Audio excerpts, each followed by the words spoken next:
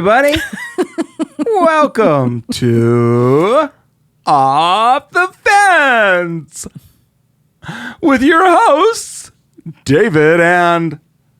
David, you need to stop. Katy Canan. Oh, it's so good to have you. You make me uncomfortable. I just wanted that one person who's listening in a vehicle to get just super weirded out. Well, if they had their volume turned up, you just ruined their ears. I'm so sorry. That's a bummer. So sorry. It's fine. I like your excitedness and the amount of coffee you've had. It's nice.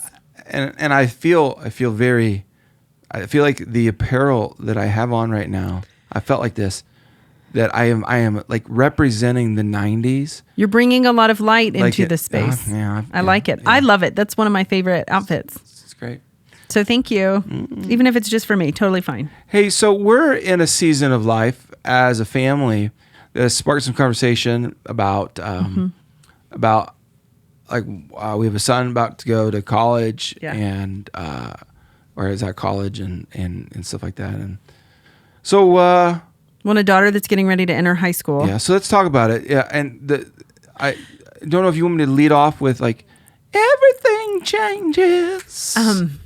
No, but actually, so it's a bigger context though, because I wish we could always have audience participation, because I can be your audience. Going back to school happens every year. It's a natural rhythm for most people, whether they're homeschooled or going to preschool, elementary, even daycare. Bo has a little backpack, and he's really pumped about going to school every day.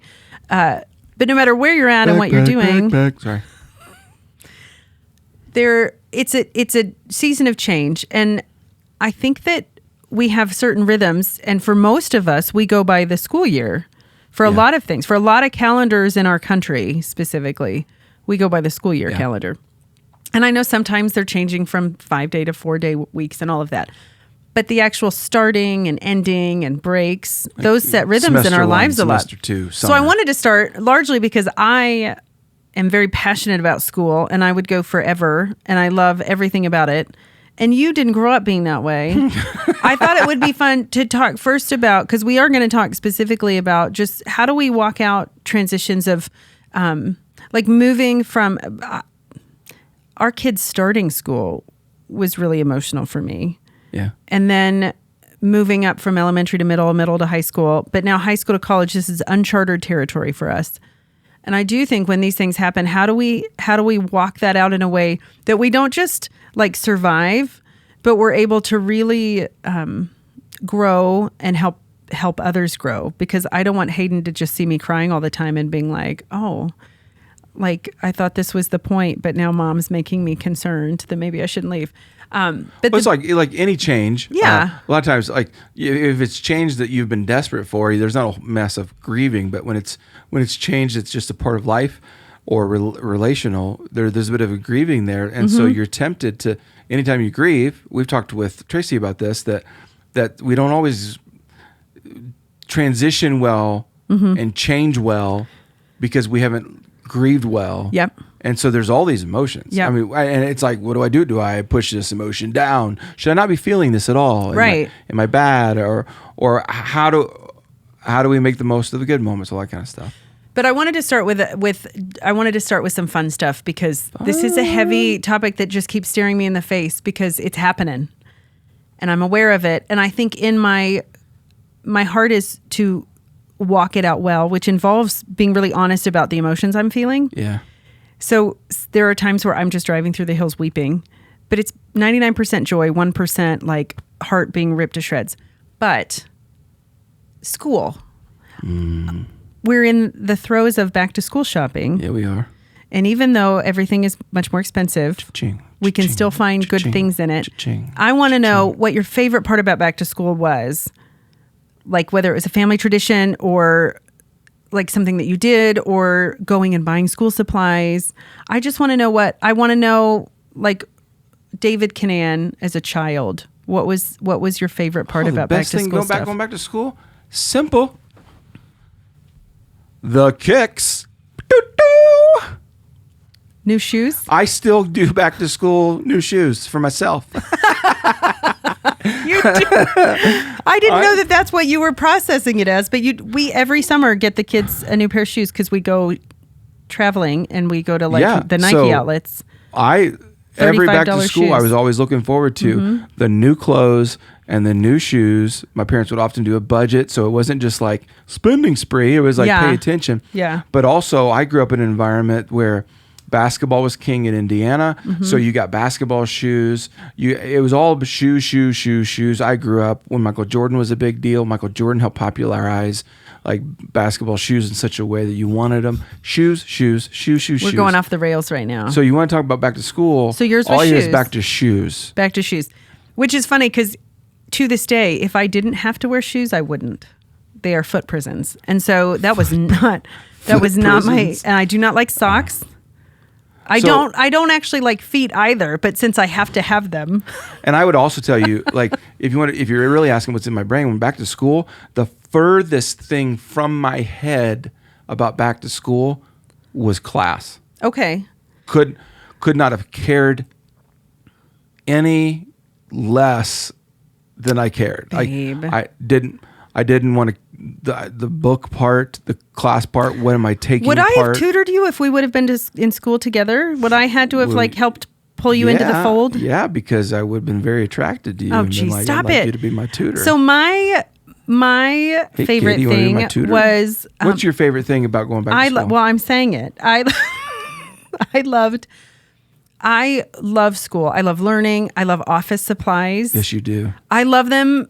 You can't pass so much. You can't pass a good set of pens or a good stapler. I can't. And in fact, I get them for birthday and Christmas. So we just did a back to school party for foster families in the area. And I actually brought, be proud of me. I brought totes of Post-it notes and pens and folders.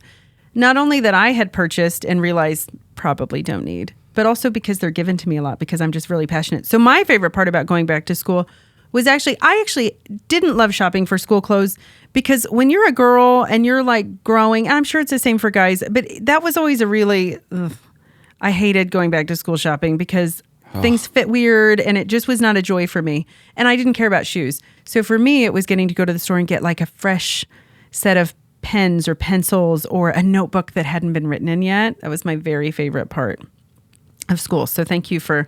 I'm really asking the questions so I can share that. Value because I was the guy going, hey, I don't have any paper. Can I borrow some? Do you have an extra pencil? I always had extra. Yeah. That's great. And erasers, like. And then while I'd be borrowing paper, I'd be like, you see my shoes? Aren't they pretty sweet? Yeah, and I'd be like, I mean, they look fine. No, you'd be like, those are amazing. They're working, so that's good. They're helping you walk. Other thing, what was your favorite grade of school? See, this is where I wish we had people sitting here and we could just have a whole group of people talking and sharing. 8th grade was a good year. Sports were going well. Girls. Good years. And also my senior year. My senior year was... What? Nothing. All the freedom.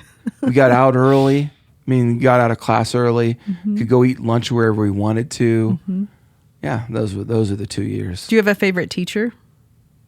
Or is it just the sports and the girls? Yes, my mother. My mother was my favorite teacher, 3rd grade teacher. 3rd grade for everything then. She taught you everything, not just because she's an English teacher by trade, but she did. She was everything. The 3rd grade elementary teacher. That's a lot of time with your son. Oh, she loved every second of it. I'm sure she did. I went to a school called Care Paravel Latin School in Topeka, Kansas. Yeah, in which we were learning Latin in elementary there. School. Like if you want like Latin, we were learning Latin as the base of the English language kind of stuff. Based off of Care Paravel Latin School, Care Paravel, the Narnia. Well, you wouldn't be learning like Mandarin if it's Care Paravel Latin School there, so that's good too. You make a good point. Thank you for What was your favorite grade? letting us know. I had many. My favorite grade was probably in 4th grade.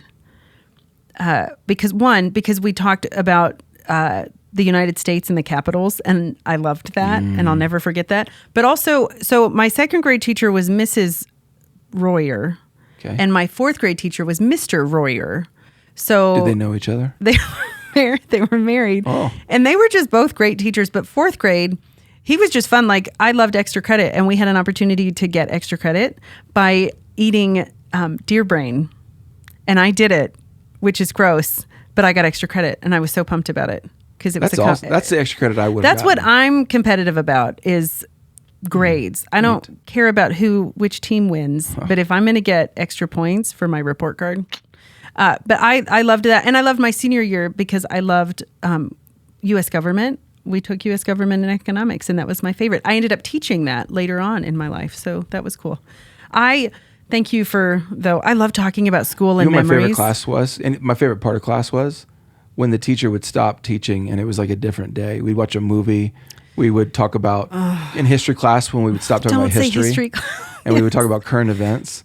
That's the kind of student. Yeah, see, it was bad. No, but it makes me sad though. That's one of the reasons I became a history teacher, was because it was so interesting. And we just often, a lot of my history teachers, not all of them, just left it to a VHS tape, which most people may not even know what that is. But it could be so fun and wonderful to learn. And we ended up just watching TV the whole time and filling out worksheets. Anyway, I became a teacher for students like you. Okay, so all of that, I could go on and on though. I won't. I love talking and listening to people in their school stories and their favorite teachers and why are they your favorite teacher and all of that. I think it's fascinating. But we're not going to do that today. When we're in seasons of transition, whether you're getting ready to put your kiddo into daycare or preschool for the first time, or kindergarten, or they're going to middle school, or they're going to high school, or like us, you've got a kiddo that the goal of a parent, we want to help our kids know Jesus and be like fully functioning at the level of their capacity, their highest capacity, to be able to go out into the world and do what God's called them to do and to help other people know. But it's really hard. And so one of the things that I have been processing, and I even wrote some stuff down, like the celebrating and the grieving. How do you walk it out in a way that honors your child? Because I don't want to just sit with him and weep the whole time. But also like put some stakes in the ground for this is the kind of family we're going to be. And we're going to help each other move forward well.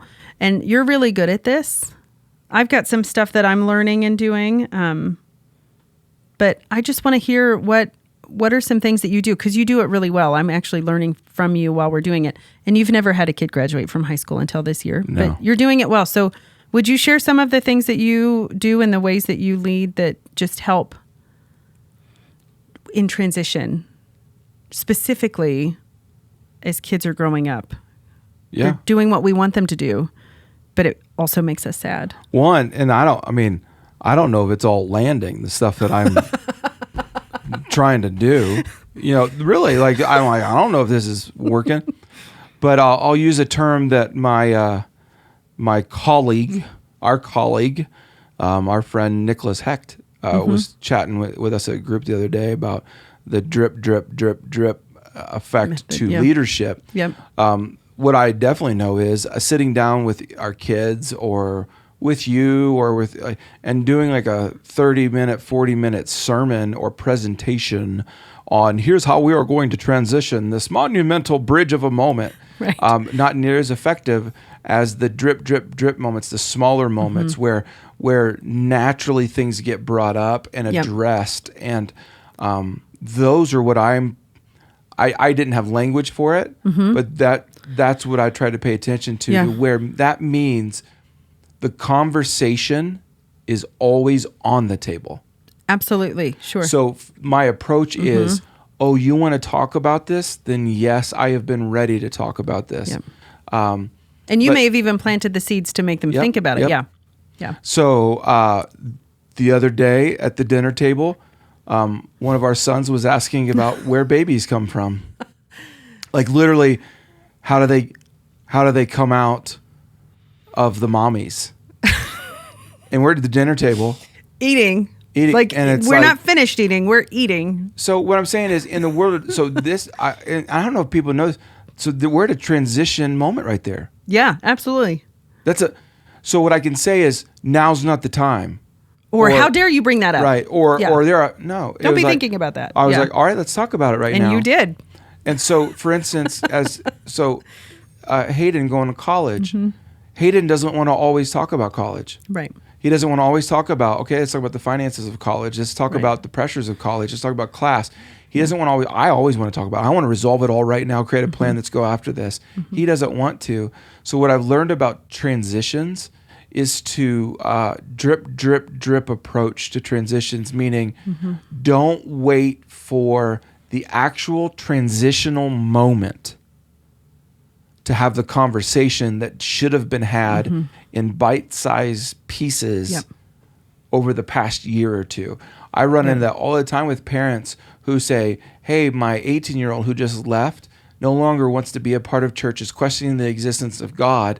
And we wanted to have this conversation as they're leading the home about how important God is, where they did not example how important God was in the 18 years previously of being a part of a worship community, talking about those conversations regularly, doing devotions, sometimes as a family, all those kinds of drip, drip, drip moments. They didn't do any of that. And now they want to have this big monumental movie-like speech at the moment of transition. And I would say the speeches at the moment of transition are forgettable. Most of us don't remember the graduation speech. Most of us don't remember the marriage sermon.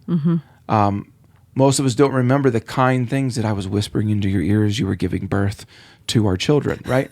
I'm just saying. We don't know that. We don't think about it. Right. So that's why drip, drip, drip. I love the language Nicholas gave us, is that transitions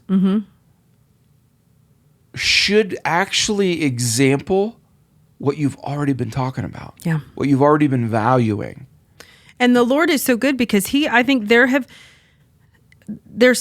power in paying attention to even what you're feeling. When Hayden went into high school, I started really starting to grieve the fact that he wasn't going to be in our home all the time, but celebrating what God was doing in his life, knowing that he was going to get to go do whatever God's called him to do, and started really processing that and preparing for that ahead of time. Because I think Hayden right now, he doesn't love the budget conversations and he doesn't love some of those other things. However, if that's all we required of him, or if that's the only context we talked about, even if it wasn't college, if it was going into the workforce or going on in the mission field or whatever it was, what the drip conversations have done is actually allowed him to really celebrate and cherish what he's looking forward to, what's to come, and not have that completely clouded by these really intense conversations because they've been chopped up into bite-sized pieces that are maybe a little bit more able. And some of it we just won't be able to do until he goes, and he's going to be like, man, being an adult is expensive. And we'll be like, it is. And it's hard. It makes me think of, in Hayden's junior year, I pulled him aside and I said, I need to have a man-to-man conversation with you. I started changing the language. Now, he was 17 at the time. And that was new to him. But I knew I want to have a man-to-man conversation before you're 22 and you're in some deep water or something. So that began to shape him. That was a drip conversation. So then we began to have more conversations. Then his senior year, we began to really pull away a lot of the guardrails, a lot of the fences that we had set up and that actually are set up for our kids on this is when you need to be here and here. And here's how and every decision you make needs to be approved by mom and dad, right? We begin to remove some of those things so that when the transition comes, it's not all brand new, and I'm not talking to him as we're about to leave his college dorm. Hey, dude, so we got it's under the umbrella of some healthy community. If you ignore the transition, the transition I think is going to eat you up. Oh yeah. And so for us as a family, I'll go back. Nothing is off the table. We talk about it, especially when the kids are interested in talking about it.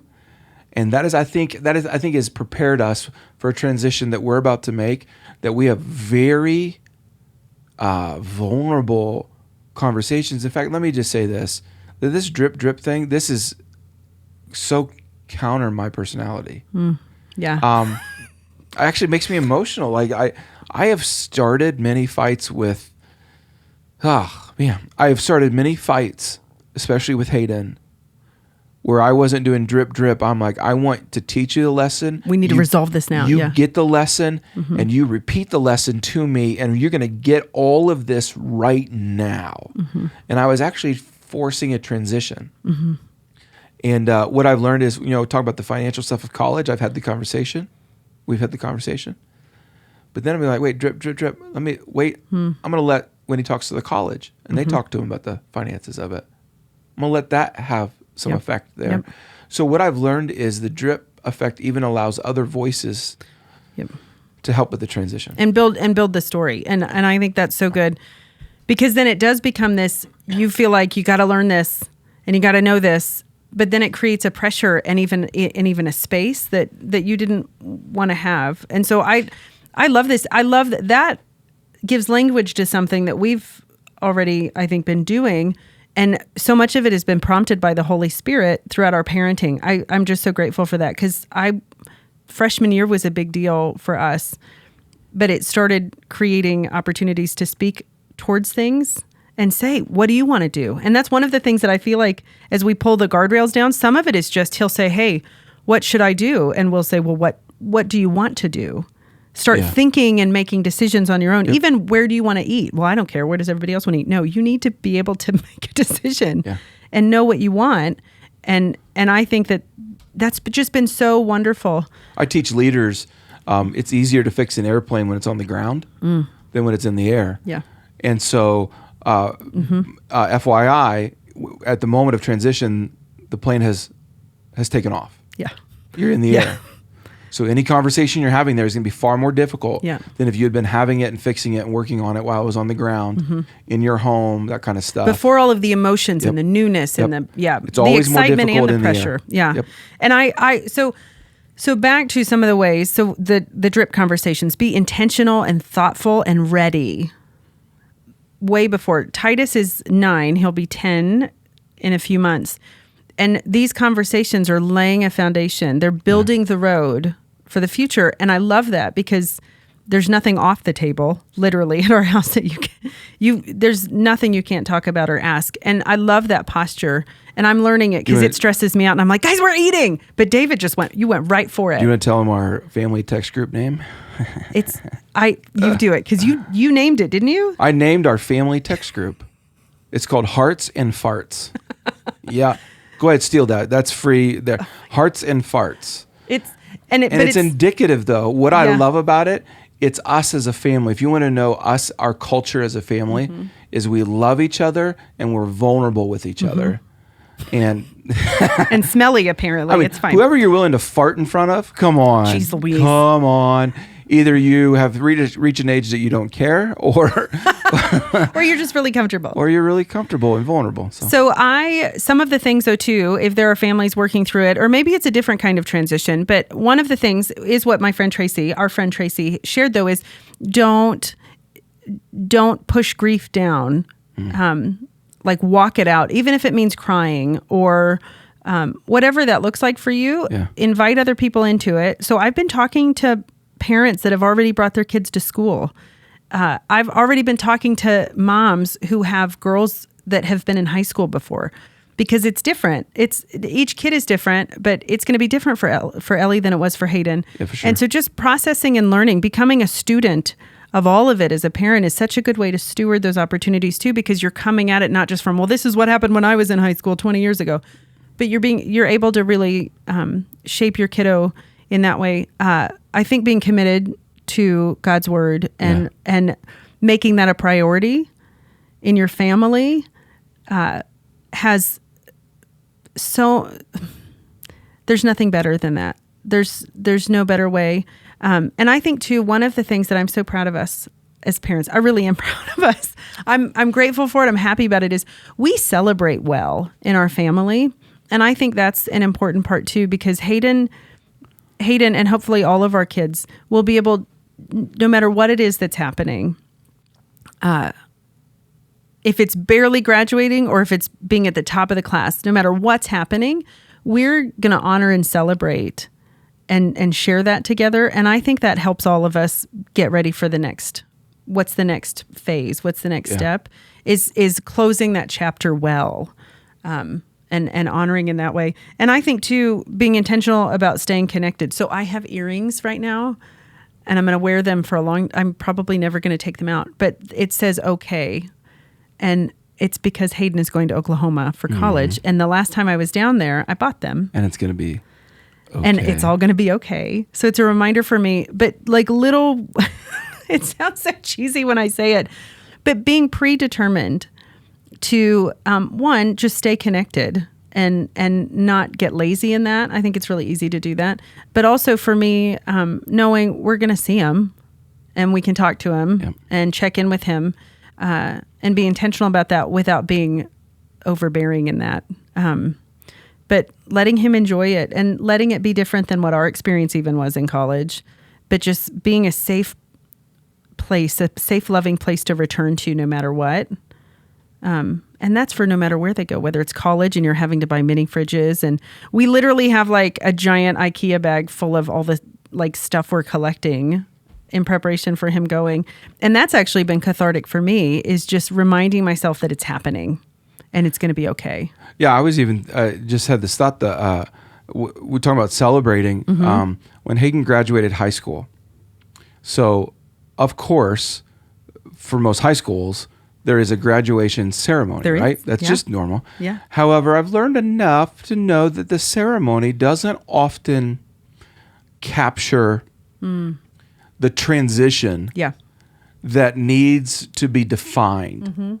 And I'll give some more color to this. So the night before Hayden's graduation, we invited very specific people over to our home. We sat in the living room. Hayden was a part of the circle, for lack of better words. And every person invited had been invited to share a memory or some wisdom or some warning or some observation all about Hayden as we helped him sunset high school. You're a child. You have been under the authority and dominion and restriction of a child kind of like life. Now you are a man. You have completed the education and you are prepared now to do. We wanted to have a very formal, emotional setting to transition that moment and remind him how much people care about him. Look at these people that care about you and have invested in you. Even so, look how the Lord's taking care of you. A lot of guys are relying on, I'm 18, so I'm a man now. And I don't know about girls. When are you a woman? And what I'm learning is I want to help. What I've learned is a lot of guys don't transition from making boy choices to man choices, boy responsibility to man responsibility, because no one helped them know that the transition had occurred. And so what we wanted to do with Hayden is, you are now a man. You have completed the coursework and the responsibilities and shown the maturity. You are now a man. So behave like a man, function like a man, like literally. And we wanted to actually almost knight him in essence of, you are now man. Behave and live likewise. Live like it. And that was such a special time too, because he was hearing from people, one person after the other, speaking life over him and encouragement and sharing God's word with him, and even giving testimony of how God had helped them learn more about the Lord through Hayden. Like it was just a powerful time. But you're right. It was a moment to celebrate and to sunset and to start fresh. And it mattered to him. It made a difference. It helped him. Yeah, and I think with transitions, sometimes we let the ceremony or the age, or not to get too graphic, you've got a girl who now has her period. Like, there's all this stuff that happens, and we say, well, now you are this because that's happening to you. Well, that kind of thinking means that whatever happens to you defines you. Right. And so what we've tried to do with transitions is make sure that we're a part of going, oh, you've done this and you've done this well. You deserve this title, man. You deserve this title, woman, a man of God, woman of God. And so I think transitions are important, that not just like the societal ceremonies. Is that you as a family, you as a married couple, you as don't make anniversaries just, where'd you eat? Okay. You know what I'm saying? Like, Right. go further than that. Yeah. If you can.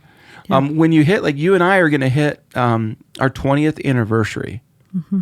We've already been talking about how do we mark our 20th? Yep. 20 is big. Let's a mark big deal. this. Yeah. What are we going to do? How are we going to do it? Let's go about doing it that way. That I think that shows a little where we think transition and how do we do it well. But I think in that, as we're thinking about transitioning and processing, I got a book, actually, which is funny because I just got it and Hayden, is 18 and getting ready to leave the house. But it's talking about maximizing how do we parent in a way that's making the most of every day without feeling this pressure of having to be enough every day, but really being intentional and stewarding every opportunity to raise our children up in the way that they should go, and taking that on as not a responsibility but a calling and an opportunity and a ministry. And I hope that's one of the reasons why I think as a church, as a full church, but specifically like our Next Gen ministry and really every ministry exists to help us do that. We want to offer that. So if you have questions or have needs, you can text you and get connected into a church or a body, get a group of people around you to help walk it out. If you like anything that we've said about this, just so you know, it is not separated from being a part of a church community. Never. No, you can't. So I would never dare to parent or to do marriage without the support and help and encouragement and accountability of a church community. Sure, yeah. I'm not saying that because I want you in my church. Go to some other church. You don't need to go to my church. I'm just saying you need to find a healthy church community and make it a major value because that is a part of the transition life 100%. That you'll need, and it's a big deal. Yeah. Thank you. And thank you for talking about school supplies with me. That was really special for me. Yeah, I might go buy a new pen now. I was a horrible student, but I was well dressed. Good. And I had every Post-it note color you could possibly ever want, but terrible shoes. So I think an appropriate way to finish this is a bit of a song rendition. Please don't. Everything changes. I don't know the rest. When you're looking through the eyes of love. When you're looking through the but eyes. not like that. Not like that. There's a song called Seasons Change, and it was from a girl group. Do you remember that? Expose. That's what it was. Sing it for me. No, I will not. But we words? need to. Seasons change, feelings change. It's probably about a breakup, actually, but I sing it a lot to myself. All I right think now. of is "Don't Go Chasing Water." Nope, that's a different song. No, we're not talking about water at all. But we love everybody. Biggie. No, please stop. No. Okay. I'm going to start putting country in there. And hey, then we're thanks all gonna for be done. tuning in. We love you so much. And sorry. We're grateful. If you have questions or if you just want to send kind thoughts as we transition with a kid off into college and stuff. Or maybe they want to go office supply shopping with me. Him so much. Love your thoughts and comments and encouragement and even ideas on future episodes. I've been keeping a tally, but 605-250-1224. Thanks for tuning in. Until next time, just know we love you so much.